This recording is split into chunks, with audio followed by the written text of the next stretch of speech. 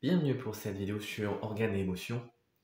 Alors j'ai déjà fait une présentation de la relation entre les différents organes de la médecine chinoise et puis leurs émotions, par exemple le foie et la colère, le cœur et la joie. Mais ici je vais plutôt approfondir sur le fait que il y a des chaînes qui se font en fait entre les tissus, les organes, les cellules, etc. Et souvent, il y a une répercussion. C'est-à-dire que c'est comme des contractions.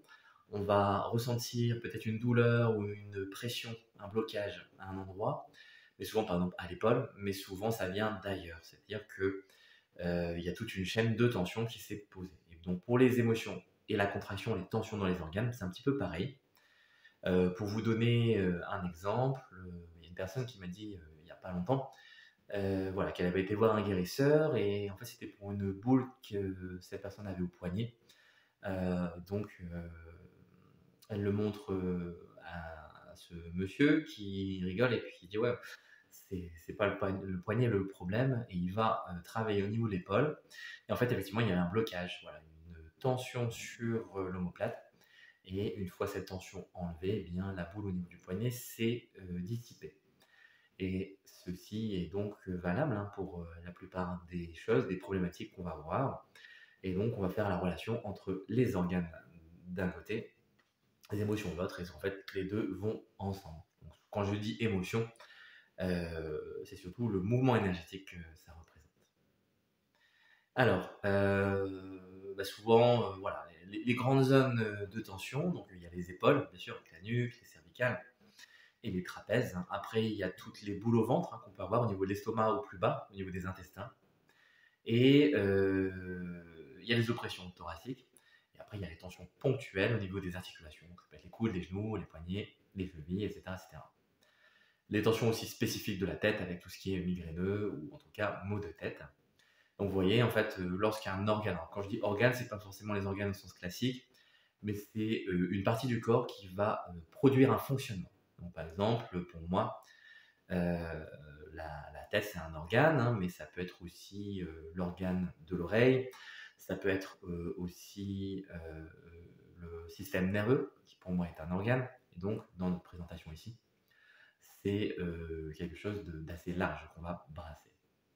Alors, quand l'énergie se bloque, ou la circulation sanguine, ou bien simplement les informations vont se mettre à ne plus circuler, eh bien, souvent ça se met à produire une émotion. Par exemple, on a une douleur qui va produire une colère, on va refuser un petit peu ce blocage et tout doucement ça va nous irriter profondément et d'ailleurs ça m'est arrivé une fois, je m'étais coincé, le pouce dans, entre la charnière de la porte et puis, le châssis et j'ai écrasé du coup mon doigt.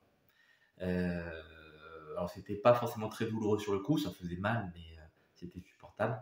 Par contre, ça a traduit en moi toute une chaîne d'émotions qui a donné tout un mécontentement. Et donc, pendant plusieurs jours, jusqu'à ce que je demande à une connaissance si elle pouvait faire quelque chose, elle a réussi à me débloquer ça. Mais sinon, j'étais très irritable et je ne savais pas pourquoi. Il n'y avait pas de raison apparente. Alors que j'avais plus mal, hein, c'était juste momentané, mais le doigt continuait à créer une tension, ou la tension qui s'était révélée au niveau du doigt avait sollicité une barre de moi-même sur le fait de refuser quelque chose. Voilà. Bon, je me souviens plus exactement, mais l'important c'est surtout que ça se libère. Et donc les organes vont soit traduire une tension qui est déjà présente, par exemple j'ai les genoux bloqués, et ça c'est potentiellement lié par exemple à un problème au niveau de l'intestin. Et si on le décèle, on va voir que bah, peut-être il y a des émotions refoulées, ça peut être une perte, un deuil, ça peut être aussi une rupture, ça peut être beaucoup de choses. Et cette relation avec l'intestin va me donner cette douleur au genou, parce que la tension va se répartir et s'accumuler un petit peu comme un effet ressort. Et en fait, la personne ou l'organe qui est en bout de course, eh bien, elle se prend l'accumulation de toutes ces tensions et de toutes ces émotions.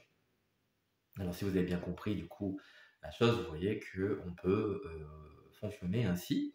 Et si vous êtes un petit peu sensible à votre corps, vous allez voir que souvent, il y a un problème à un endroit, par exemple à une épaule, eh bien, vous allez ressentir des tensions, des petites sensations ailleurs. Ça peut être dans le dos, ça peut être même dans la hanche, hein, parce qu'il y a des relations droite-gauche, mais il y a aussi des relations en diagonale. Et puis également au bas, avant-arrière, tout ceci pouvant faire apparaître une émotion.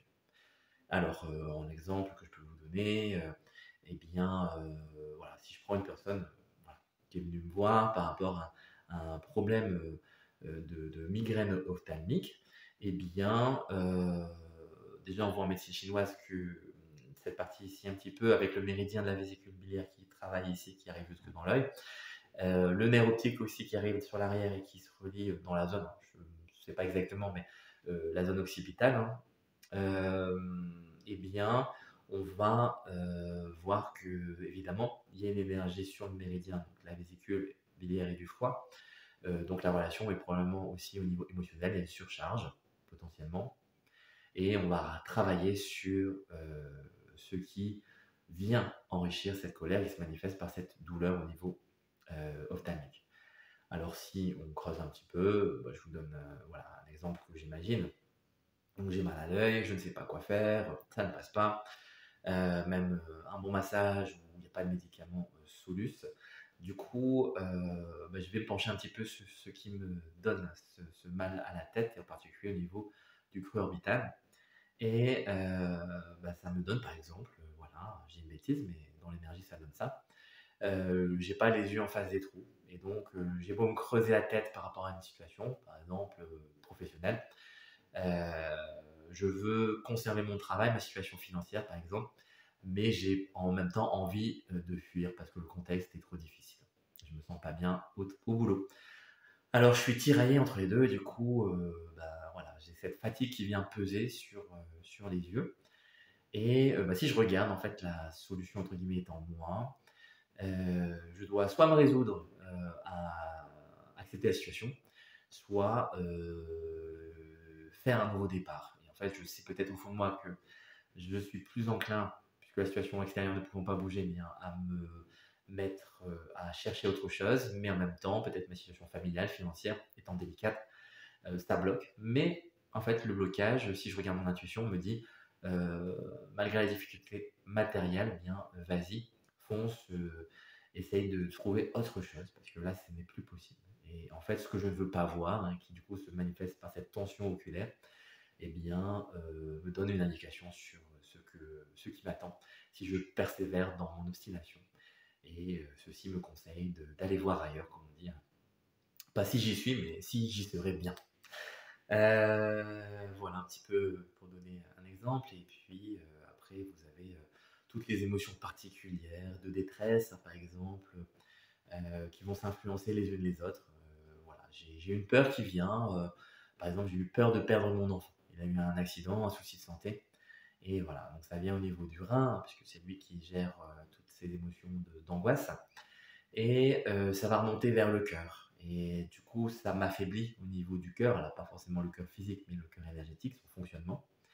Et mon organisme se refroidit un petit peu. J'ai du mal à aller vers les gens. J'ai du mal à saisir les choses, à prendre les personnes et les situations à l'intérieur de moi, contre moi, d'entrer en relation d'amour avec l'extérieur. Et du coup, ça va refroidir une partie de mon système de fonctionnement en régulation de température. Et ça peut produire à l'inverse, puisqu'il y a une perte d'énergie, un échauffement. Par exemple, je vais déclencher une cystite, ou voilà, qui est une infection au niveau urinaire, ou bien je vais avoir des troubles voilà, dans la zone du bassin, ça peut être au niveau des selles, des urines. Je vais avoir des problèmes de digestion, de constipation, ou à l'inverse de diarrhée, ou je vais avoir par exemple des urines qui seront un peu foncées, ou elles vont être chaudes lorsque je vais aux toilettes. Alors voilà, petit exemple, ça peut nous arriver, donc on ne rigole pas. Mais simplement, c'est que l'angoisse qui, au départ, m'a fait prendre conscience qu'il y avait un danger, que peut-être la vie pouvait m'amener une insécurité, a fait fonctionner comme système. Et donc, je peux aussi, au niveau de la poitrine, avoir des sensations de palpitation, ou je peux avoir des tensions qui vont venir comme ça, me bloquer le haut du dos.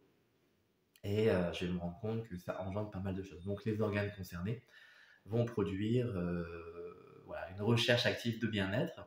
Mais si je m'attaque aux manifestations, je vais peut-être avoir des difficultés à régler ma situation. Alors que simplement, c'est se calmer par rapport à cette angoisse, parce que cette situation ponctuelle ne va pas forcément revenir, ou à moi de faire en sorte que cela ne revienne pas. De toute façon, il y a toujours un coup du sort que je ne peux pas maîtriser.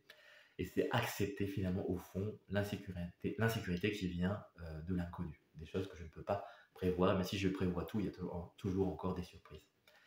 Alors, bah, voir après d'où ça vient et toutes ces choses-là. Donc, l'émotion ici va se rapporter à une manifestation, si rien à dire, physique, et donc, bah, à moi de faire le rapport, voilà. Mais de vivre aussi simplement le corps et le cœur, du coup.